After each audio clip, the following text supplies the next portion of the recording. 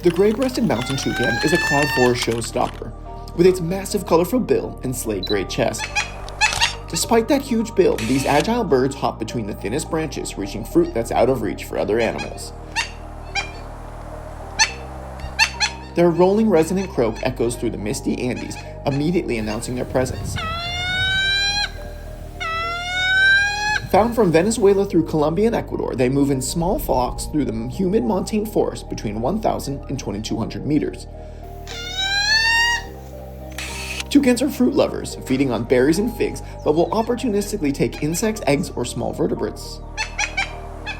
Males and females look similar, though subtle differences in bill size and hue appear up close.